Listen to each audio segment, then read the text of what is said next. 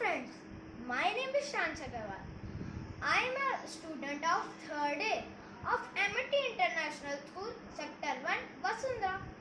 I know we all are bored at home, but today I am going to teach you how to make this oil painting. So come on friends, let's see how to make it. So friends, this is my painting that I have made. It is very easy to make, so let's find out how to make it. So this is what you need to make an oil painting.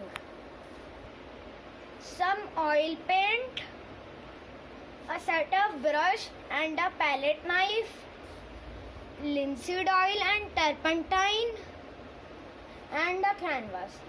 And if you don't have these things, you can just use normal brushes, watercolor